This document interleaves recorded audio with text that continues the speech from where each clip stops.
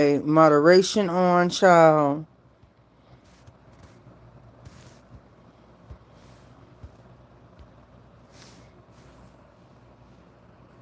I will be getting a different. We're actually getting a new.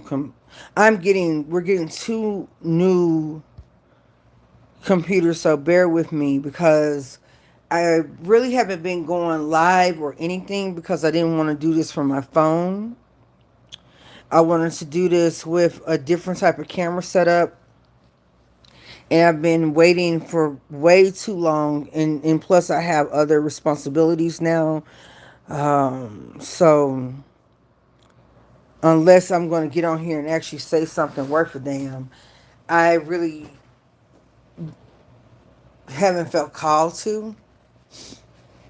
But I'm finna go and do something that I haven't done in a while, and that is a reading on the zodiac. Hold on one second.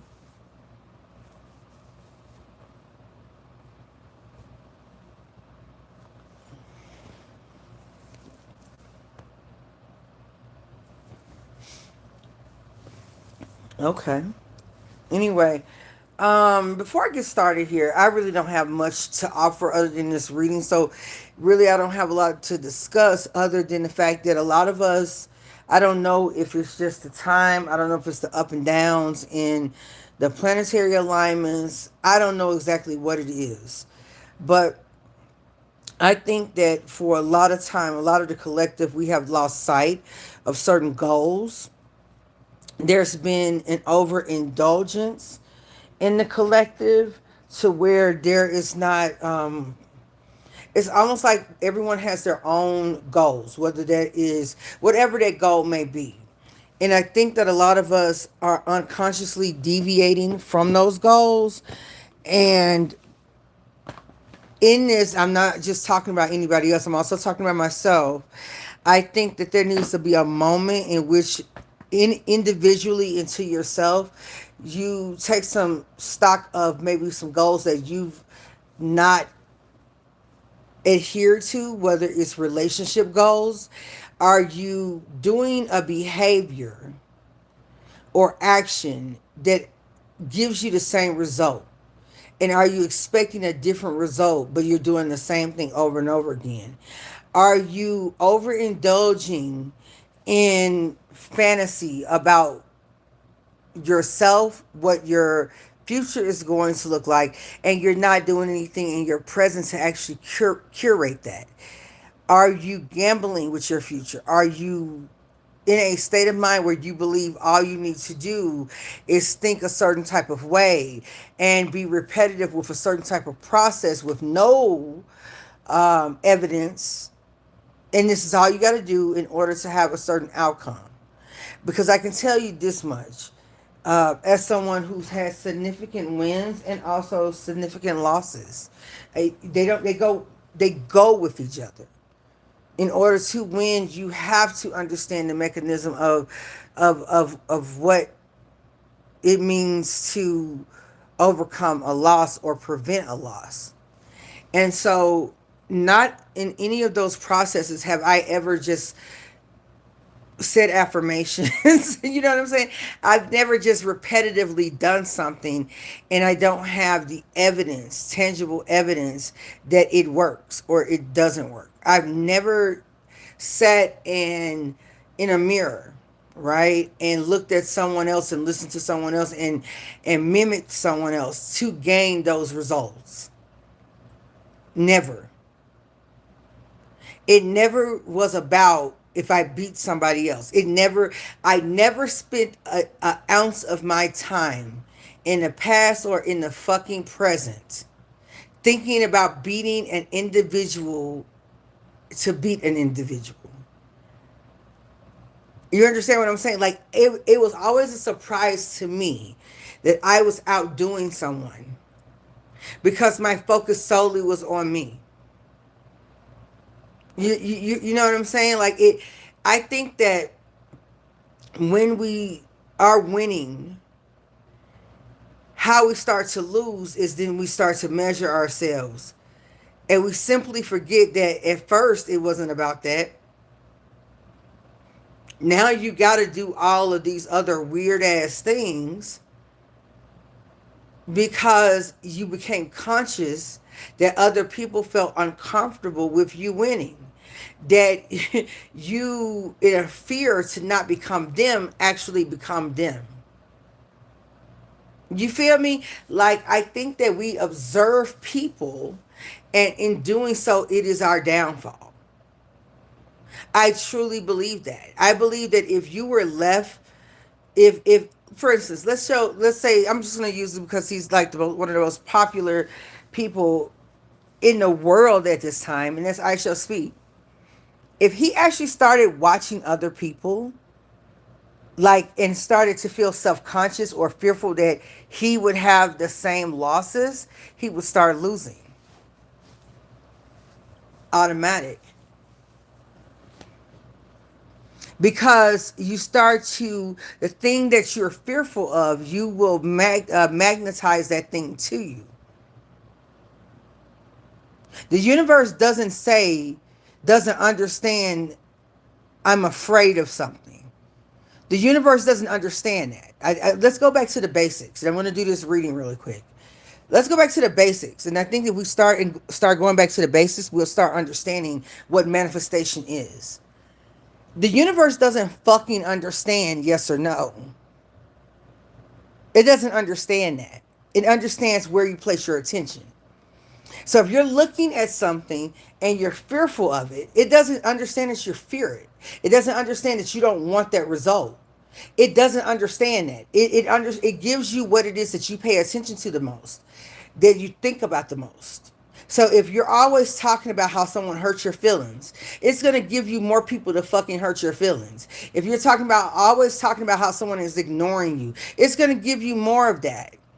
If you are faking the funk and then you're lying about something and it feels like a lie coming from you, it's going to give you more of the catalyst so that you are lying and never telling the truth about your abundance.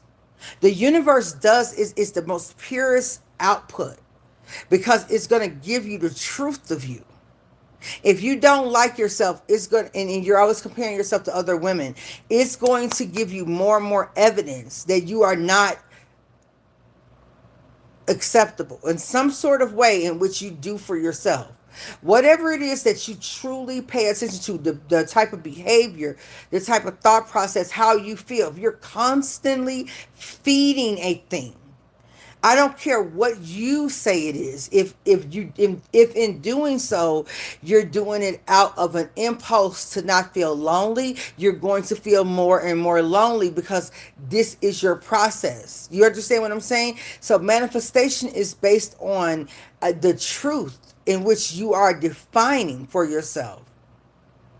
Now, it's a difference if you don't have a certain amount of money, but you start to make it a challenge each day, right? To find truth and honesty in what is valuable about you. Whether you believe it or not, you say, I want to know, over the next 7 days, what's valuable about me, just to get started. What's valuable about me? What is it that I'm knowledgeable about naturally? And you start to get to know yourself and truly what is valuable about you, you will start to convince yourself of your own value. And once you become convinced of your own value, there's nothing a motherfucker on the planet can do to change your perspective, because it was never something that was given to you by an outside or third party. It was something that you curated and conjured within yourself and evaluated, not up against anyone else, but up against what you even find valuable. And you start to believe it. And guess what? More and more and more, you develop that part of yourself, and it starts to overshadow the things that you may find to be inadequacies, or they may be key to you overcoming those inadequacies. For instance, if you, like myself, I can only speak about myself deeply. I do have clients, but I've trained myself to stop using my clients as an example because I don't want to encourage a behavior in which I'm disclosing the nature of my sessions. And that was a nasty habit that I was unconscious of and then became conscious of. So I only try to speak for myself, my own experience, purposefully. Anyhow, I am very disciplined about certain things. And I started to embrace those things that I am disciplined about. And there's a lot of shit that I'm not disciplined about. It's a lot of shit that I am very, very fucking messy, okay, about. But when I observe the things that I'm very disciplined about, those things are what motivated me to make some life changes that are benefiting me in real time, in which I have tangible results. I don't have things that I'm trying to make look like a result. These are tangible results that anyone with two eyes and two ears could see, feel, and register as an actual benefit, no matter where their background is. It's not just a benefit that I make up, it's one that's actually tangible and other people would find extremely beneficial. No matter what their spiritual beliefs are, financial beliefs are, whatever that may be, I'm not the only one who evaluates it as valuable. Okay, not that that matters, but it kind of does, because at the end of the day, we are a species that is social. Okay, none of us were meant to be alone. That is not actually healthy. The notion of being alone and not having a tribe is not healthy. It actually is regressive in a way. Okay, it actually lends to mental health issues, quite frankly. Okay, so there's nothing wrong with having autonomy, and there's nothing wrong with having solitude. But up until a certain point, you still are a group species. Okay, we are still group species nonetheless. And so to do everything on your own or to not allow for imprint is a sign of deep mental retardation. Okay. To assume that you did everything on your own with no help and input is a major sign of deep mental, like mental illness and disturbance, because humans do not learn that way. Which is why I have a theory about certain bush people and certain people that they claim are isolated societies, because that doesn't register when in terms of human sociology. It doesn't register because humans generally watch other humans to improve their lives, and we tend to adopt the behaviors of other humans who have solutions to problems that we're faced with. So to see a whole group of people deny modern things, that kind of goes against human tendencies. Okay, and it's not even about a competition. It's about the fact that there's a difference between having a bunch of shit on you and flies and shit on you and the spoiling of certain foods and not incorporating preservation. It doesn't make any sense. And I have some theories about that, because it's like, why aren't there wild people of North America? Why are there not wild people of Europe? Why is it just in these South American countries and it's in certain African countries and nations, and in certain Indian nations, that we have these wild bush people? Okay, I have a whole theory about that. I'm not going to get here and break it down right now. And I also have something I want to come back to. I want to discuss root races. And when I talk about root races, I'm not talking about actual human races. I'm talking about the awareness and density and intelligence of the earth as it formed. And one of the oldest recalls of land is the Mississippi, I believe, plateau, and also the Philadelphia Plateau, which is when certain land masses developed on our earth well before supposedly humans were available. But let me tell you something. I am of the thought process that before we were in bodies, we were in what would be lower density bodies, or bodies that were not of this physical makeup. because we don't just die. Energy just doesn't just go away once you die. There is a plasmic or plasma form of you. There's a gaseous form of you. There's an electrical form of you that leaves the body. You don't just go away. You may develop the ability to translate to other dimensions, but you don't go away. It doesn't work that way. Okay? So I'm not going to talk about that today, but because it gets super confusing and I will sound like the nerd that I am. Okay? But going back to my whole point is that I brought all of that up to say this.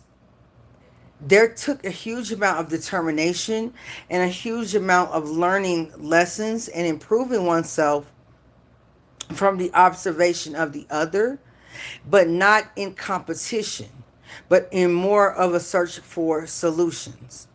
When things get super competitive, then one doesn't want to admit that they were able to solve their problem by a certain method. And what ends up happening is that that person may be able to foster some sort of influence with the perversion of a particular method. But everyone else who's watching the person who's faking it, they suffer because they don't get the raw energy, the raw truth, because the person who is too ashamed to say that they were schooled on a method, they deny those who are watching them from the source. They denied them the source information. So that's one of the reasons why you have this disparagement, especially in the spiritual community, because people are not even citing they're not citing their sources. They're making shit up as we go, and there's no tangible improvement other than creating some sort of field of psychosis within the spiritual community. It doesn't help you in your career to have a bunch of people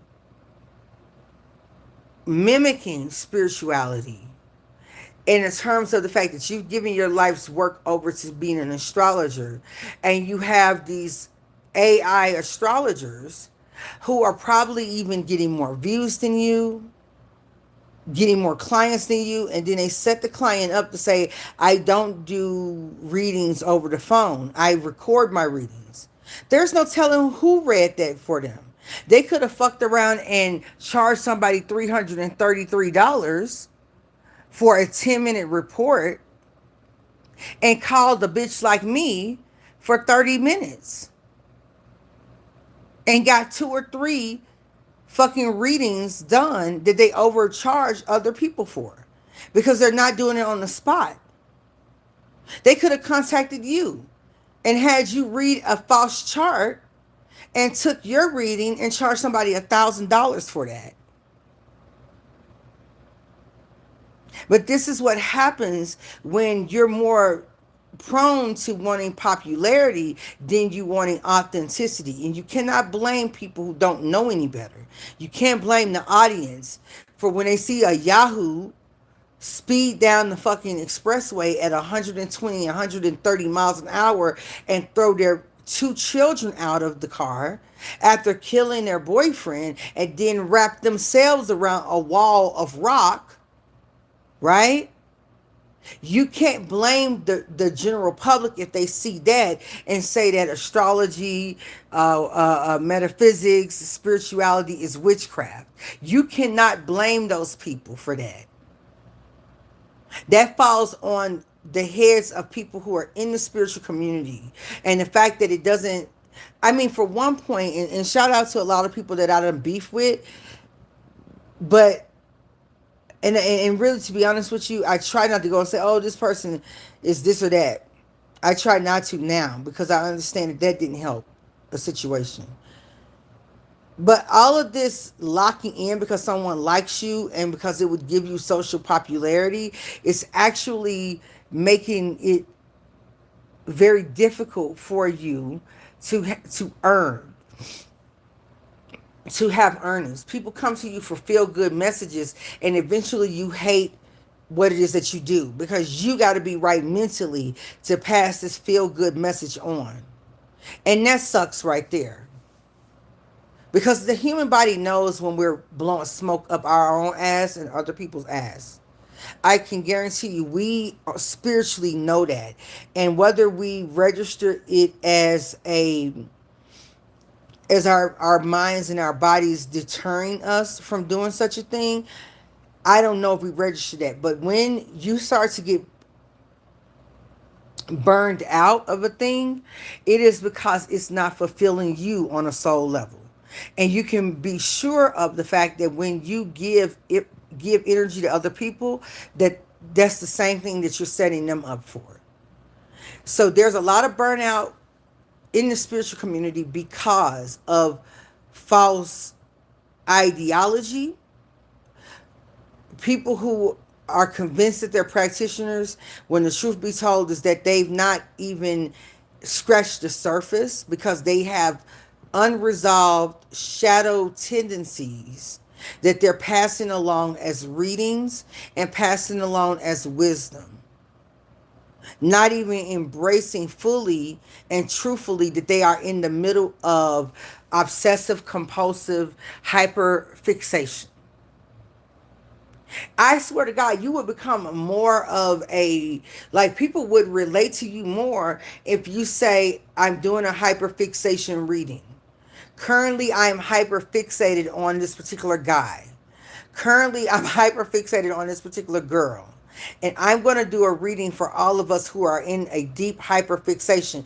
Bitch, that right there, and I'm only telling you this, and I'm not really sharing right now on this platform the way in which I know this and when I've used it. But I'm going to tell you right now, that right there would get more hits than you. You wouldn't have to buy likes. You wouldn't have to talk to yourself in the comment section.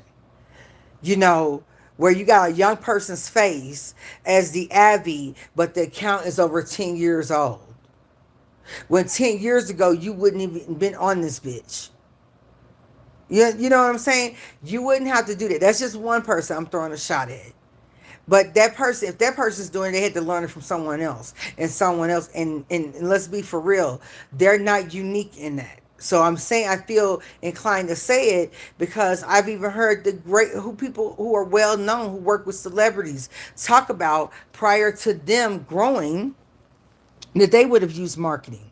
And I'm sitting here looking at them like, baby, you are supposed to be this level of witchery. The fuck you doing that for? But I digress. It's not my job to really be criticizing. I just have questions. But I swear to God, if you honestly was honest, like if you were honest about the fact that you're hyper fixating, that is more relatable.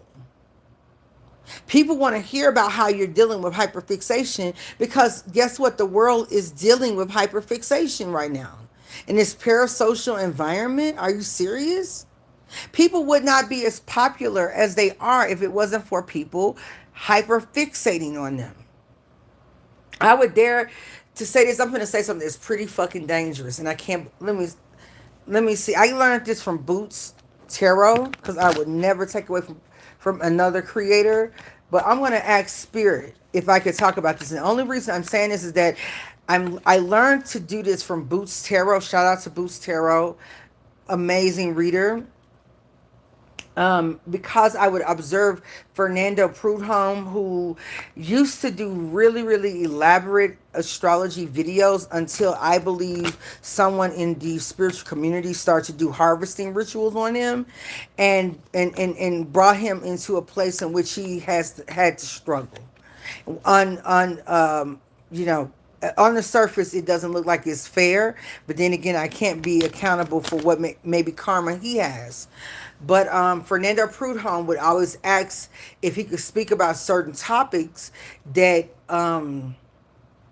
dealt with certain Elohim or certain types of spirits before he delved in. And he would, the exchange would be for him to take a drink. And I can tell you right now, that's a real thing, okay?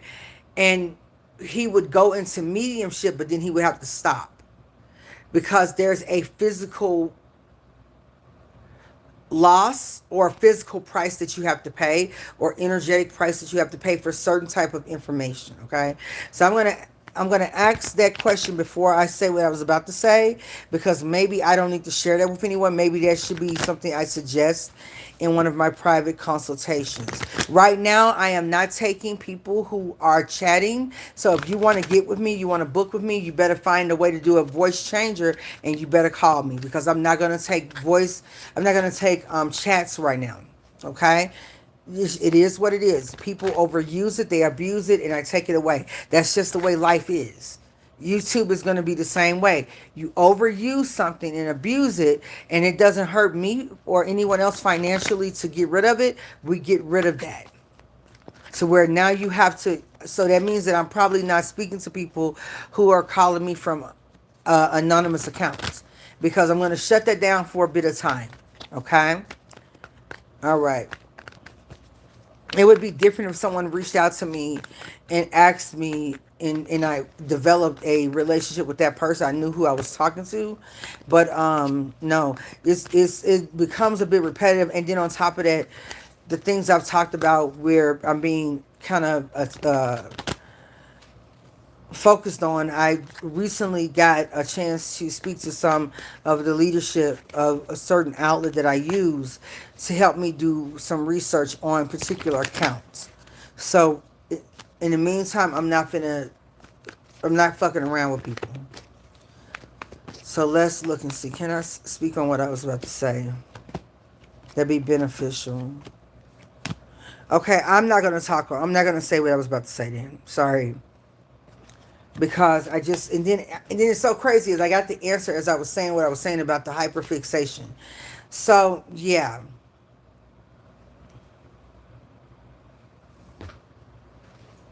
let me read something else.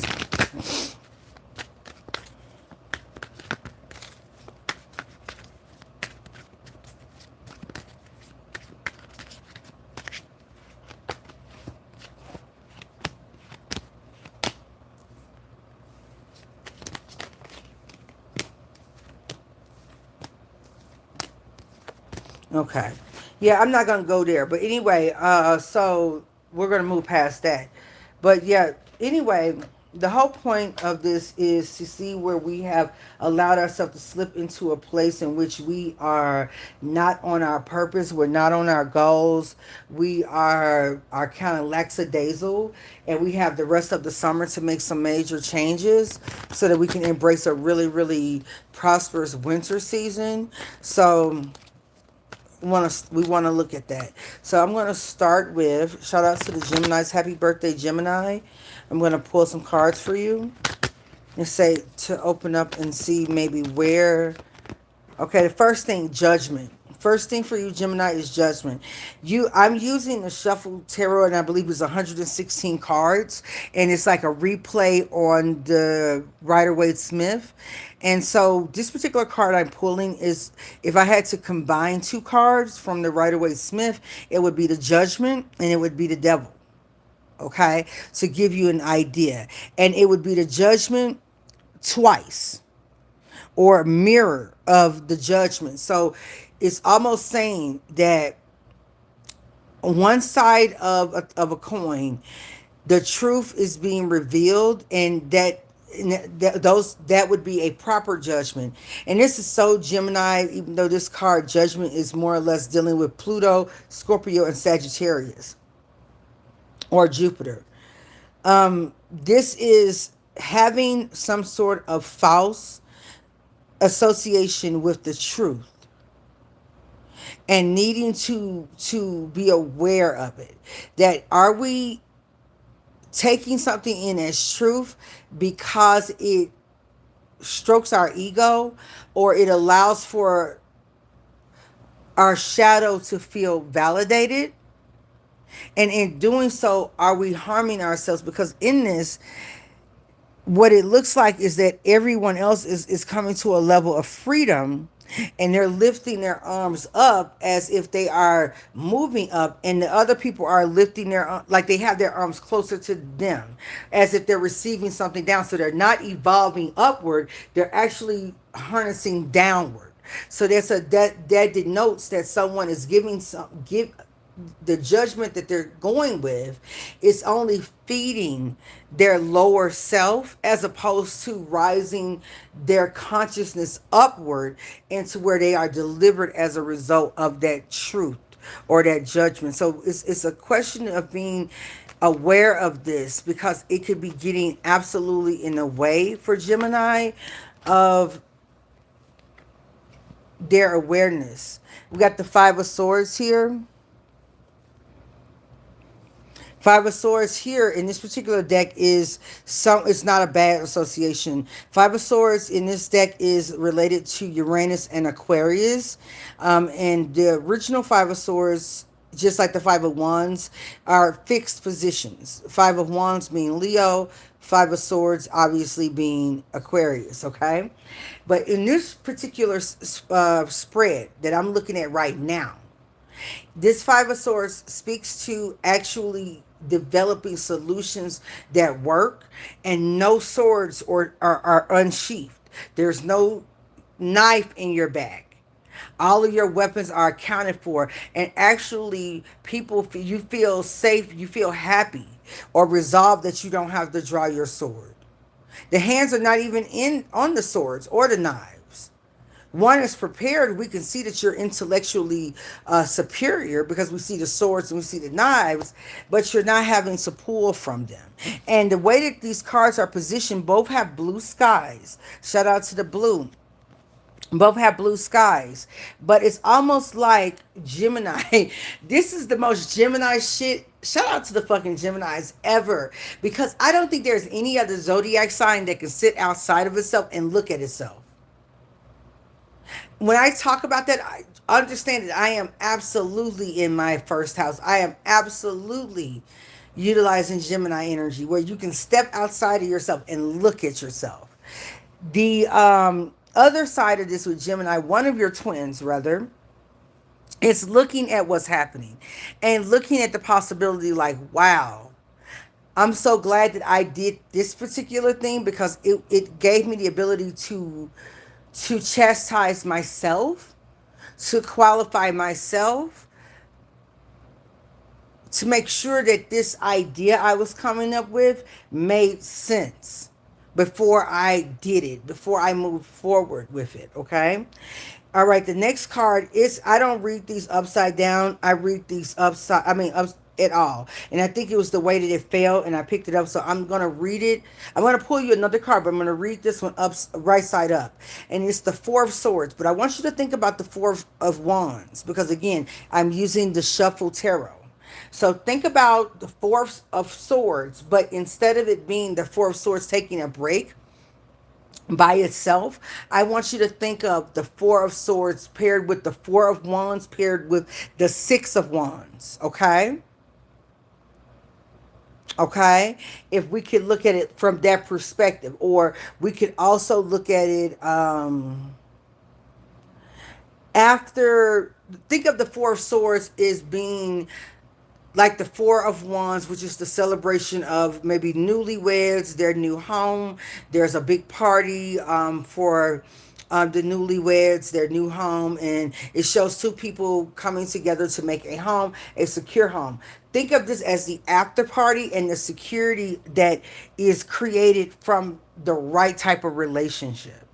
Okay, that is behind the Five of Swords, which in this is a person who feels strong in their intellect. They feel well protected, and they're happy that they're able to see the truth of a matter. And what's behind this is this solid relationship, this Four of Wands, this home that you're creating, or this home that you're manifesting in your heart.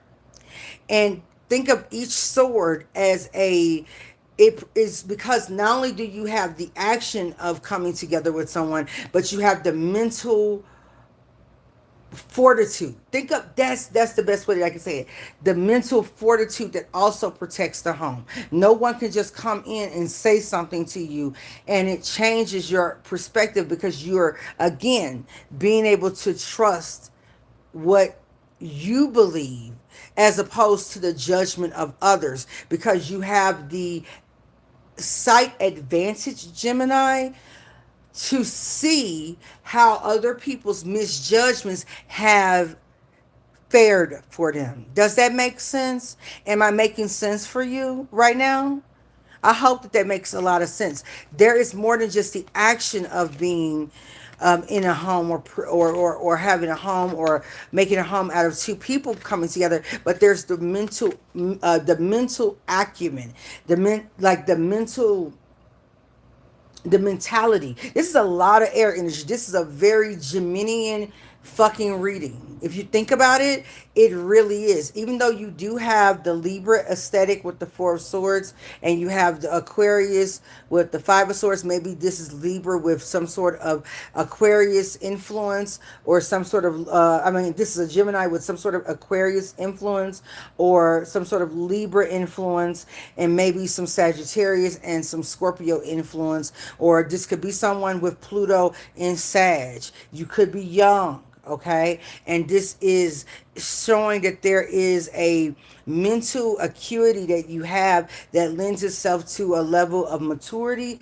that has enough common sense to say, I don't know. That is like the number one thing people seem to forget, is that the highest acumen of intelligence is admitting that you don't know something, or admitting that a new idea is better than the former. And to then hold on to ideas. That's why I say there's no intelligent people who are racist. How can you be intelligent and racist? You may know things, you may be able to mimic or have a really great recall, but are you able to problem solve in any kind of way that's beneficial to humanity? I don't think so. Because you're always looking to make someone under you to use that person. And so there is a mental illness. Your mental illness, the only reason you are able to recall things is because you're making weapons out of them, not because you actually solve for anything that is helpful. Okay? So nonetheless, I don't know why I needed to say that. Nonetheless, I do believe that we're dealing with Gemini looking at maybe a time in which they thought incorrectly, and you're holding yourself accountable for that. And in doing so is because you have a home, a relationship, or some sort of endeavor to protect that is supposed to provide for a legacy moving forward. I got the King of Wands, but in the court of the King of Cups. So this, you could have significant Leo placements. You could also have significant eighth house placements, or depending on where, again, your Pluto is, or where Scorpio is in your chart, it could potentially be in a home environment. For instance, you could be someone who has Scorpio in the fourth house, but you have a significant Leo placement along outside of having first house placements. There's other stuff going on. If you have a Leo, let's say if you have Leo rising, but you got a lot of stuff going on in Aquarius, which means that you have very heavy outer planets that are aspecting your Leo rising. This could also, depending on those planets, especially if it's a Neptune. Neptune can deal with watery energy. This could be you, King of Wands, in the court, or in the court of the King of Cups. Okay? If you are someone who even has South Node energy with solar energy, I think that South Node conjunct Sun and South Node in Leo automatically is a King of Wands to me, automatically, even more so than the Sun sign, because these are things that you are naturally mature in. Some people may want to jump. Like, I think that people who have South Node in Leo are more Leo than Leo suns. Go fight with your astrologer. I don't want to hear that shit. I honestly do. Go, and if you actually meet anyone who has South Node on Sun or South Node on in Leo, they're fucking more Leo than Leo. And don't let them be a Leo with South Node. And bitch, get the fuck, okay? Let's go ahead and finish this out. Okay, and last but not least, we have the Fool card, which is the Fool card, but it's the Hierophant paired as the Fool.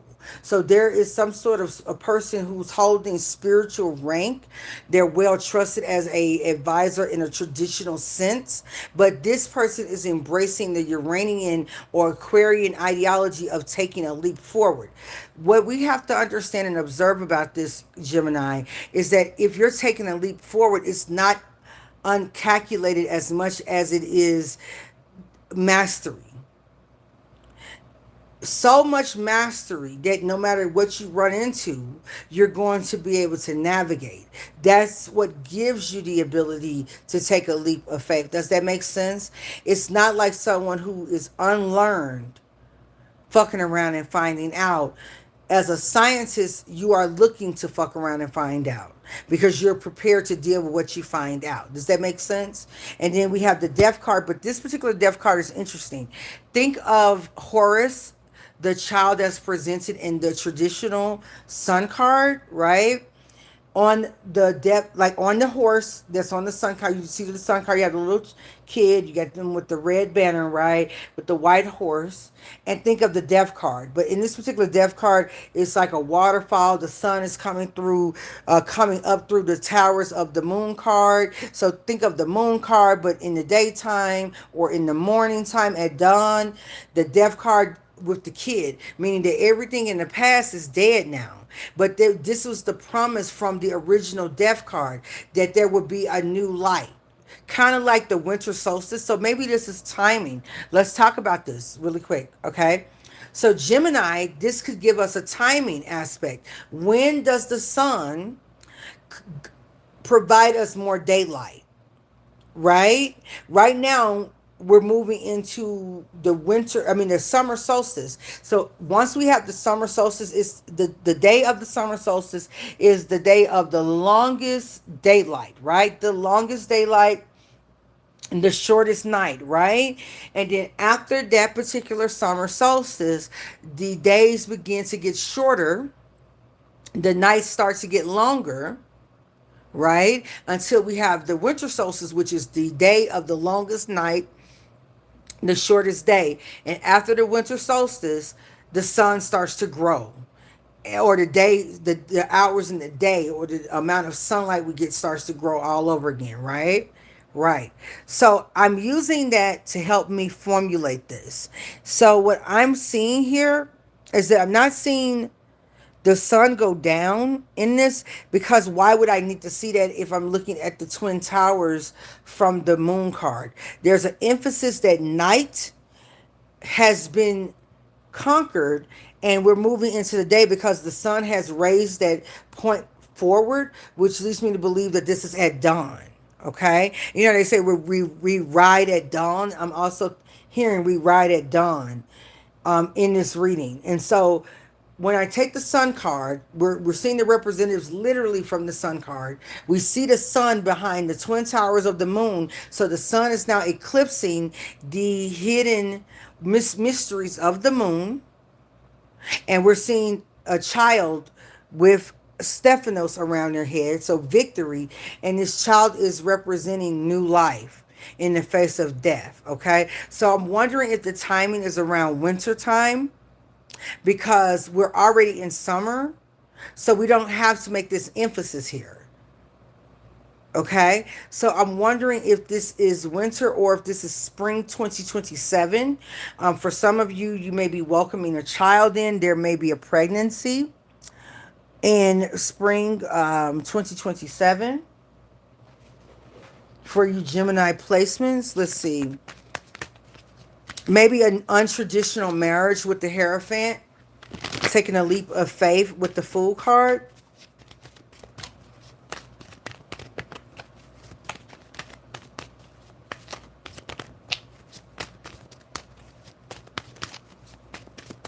It's almost like you're saying, too, if this is, okay, if we go this perspective, if something else hits me, I'll go with something else.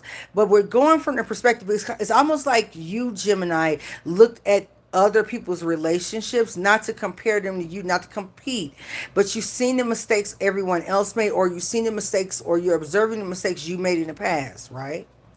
Four of Swords, look at in the quarter, the Four of Wands, but now you have something that's a bit stronger, much more protected. This King of Wands in the court of the King of Cups. This is someone who's actually becoming more mature. Their passion is actually sparked by them getting to get in tune with their emotional self, and also reconciling potentially things that they were raised with. And then this Hierophant, again, this is Taurus and Aquarius. So if you have significant Taurus and Aquarius placements, this could also be true. Or if you were highly affected by the Uranus and Taurus, this could be true as well. But this could talk about a new way of marriage. When you have the Fool card and the Hierophant, this could be new school. This could be something new that represents taking tradition to a new level. So nonetheless, it's tradition, or it's new tradition. And in it, there's a welcome of new life. And it's new life that is flourishing publicly. Okay, so let's see, this could be again a child. Okay, we got the Ten of Swords with the Sun, indicated, the Queen of Cups, the High Priestess. With this, we have the Eight of Pentacles along with the Six of Swords, and this is traditional, coming from the Eight of Swords, which is naturally ruled by Gemini. 8, 9, and 10 ruled by Gemini. 5, 6, and 7 of the zodiac, when we're talking about like is ruled by Fix, but this, as far as the swords, is ruled by Aquarius. And Ace, 2 of Swords, 3 of Swords, and 4 of Swords are ruled by Libra for me. Okay, so we're getting Gemini energy, the Eight of Swords, where you might not be able to see this right now, but your energy started this reading off with the Ten of Swords. Some of you could have been born with Gemini placements. Maybe there has been a progression into Cancer, if we look at progressed astrology. But this depth that you put to something actually brought in more fertility. It brought in this particular Queen of Cups. This comes from the Greek tarot, and it's showing me Hera, who was the wife of Jupiter, or who is the wife of Jupiter, and the goddess of marriage and queen of all gods. So this is like your Isis. This is like your Ops, or Ops. Ops is spelled not OPP but OOP, and that is the wife of Hera. You have Juno, Hera, but Ops is the wife of the old Saturnian, or is Saturn herself, right? But you have Hera and you have Juno. So you have the Juno, the Isis, the Hera, or the Ops, and that is Queen of Cups here, right? You have the High Priestess, which is Persephone. So it's interesting because Persephone is really akin to the energy of Scorpio, and I would even say Pisces, but not so much Cancer. Okay, but the Queen of Cups is more Cancerian energy, but this other energy is more, for me, Scorpio and Pisces. But you have the High Priestess here. You have the Eight of Pentacles, which is Virgo energy, and the Six of Swords. So someone who has a strong sixth house that deals with Scorpio energy, or who has a strong sixth house stellium, an eighth house connection to that, Pluto anywhere near that, or even someone, again, this is Aquarius energy, Six of Swords, moving away from from choppy waters, where there's like harsh mentality. We're moving away from that, and we saw that in the earlier portion of this reading, but we see that redefined for us with the Six of Swords, which talks about peace. And in this is a man, woman, and child moving on to something that's more positive, even if you can't see it. My particular Eight of Swords here is actually Andromeda, right before Perseus rescues her from the rock, from the Cephas monster. So just keep that in mind. So it's Andromeda before she's rescued. So this indicates that you might feel a bit unstable right now, but when we're able, as you become free from this due to pure knowledge, you will see that it was you going through the transformation of putting something to rest that no longer served you. Okay, and this is going to be pertinent over the next 8 weeks. because this is also, I look at this as a timing card. Shit, hold on now. These are all ass cards. And when I picked this card up, I got the Nine of Swords. Nine of Swords is for me a person who stays up all night long. So I see Nine of Swords as more than someone who's worried or plagued by their thoughts, and rather someone who is up all night, because it can represent an all night or overnight job. And under that we have the Eight of Wands. Okay, so the Eight of Swords, if we were to follow the Eight of Swords, you would have been sitting here worried about some shit at night, and out here doing the most with the Eight of Wands, traveling, making your travel plans because of that. And it would have been the wrong idea with the oracle. And this particular oracle that I got here is Pythia, but this is bad judgment. It's bad judgment. So this underscores the reading from earlier, right? And now we actually have a negative Five of Swords. We have a negative Five of Swords. So by you having this reading, what underscores this reading is that there may be this feeling of dissatisfaction, but that is probably coming from a place of misjudgment. And this is asking for you to reevaluate the way you're thinking and to see it from a place of positivity as opposed to the negativity. The negativity is the easiest thing. Depression, anxiety, negativity, nastiness, gossiping is the easiest shit to do. That shit is so seductive. It is so seductive to overeat. It is so seductive to overfuck. It is so seductive to self-sabotage. It is the most seductive shit in the whole wide world to do yourself in. To die is the most seductive thing. If it was hard to die, people wouldn't do it all the time. Hello? You know what I'm saying? It is seductive. I'm sure that when some people have been on the edge of life and death, and if they went and decided to die because it was seductive, once they saw the other side, they said, fuck this shit, bitch. This is fantastic over here. And they couldn't come back because it's seductive. A lot of these things, to be weak in mind and to be jealous and to be insecure, is seductive. It's easy. It's easy to lie. It's easy to be a bitch. It's easy to be an asshole. It's easy to be mean-spirited. It's easy to blame other people.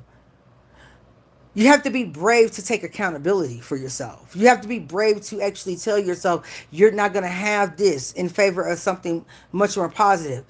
It's weak as hell to be anything other than abstinent, just to see if you can do it or to gain control over yourself. To be out of control is the easiest thing. To be a part of a gang is the easiest thing. To be hurtful to people and groups of people is easy. This is why I call people weak, because they're doing the most seductive things when it's actually terrible for themselves and others. Okay, so I know that I did this one Gemini reading. I'm going to have to give this to everyone, because you are more than just one Gemini. You have Gemini everywhere, and we're all going through the transit. We're about to have Mercury reverse in beautiful Cancer. Okay, and we're going to all be in our fifis. Okay, don't be laughing at other people who are in their feelings. Okay, I swear to God, y'all, I'm gonna say something. I'm not gonna bother my mama again, but I swear to God, me and my mom were the people who they ran out of Italy for building that Tower of Pisa. Don't ask me why I say that. Okay, we were banned from Italy due to what happened with that tower. Okay. Just go with it. Just go with me for a second here. I truly believe that we had something to do with it, okay?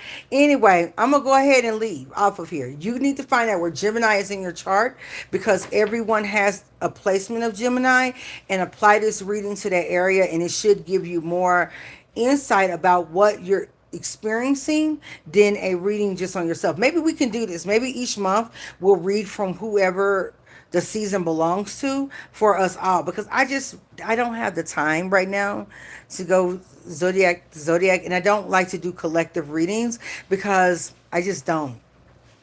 I'm already a 12th house person. I already feel everything that the unconscious things is. I feel everything that the collective is going through. I don't want to do the reading. You know what I'm saying? I don't need to. That's kind of how I feel. So anyway, I hope that this reading served you and gave you a bit of direction. And it helps you put your 2 feet together and go somewhere that's a lot better than standing still. All right, y'all have a good one, and we'll talk soon. Peace.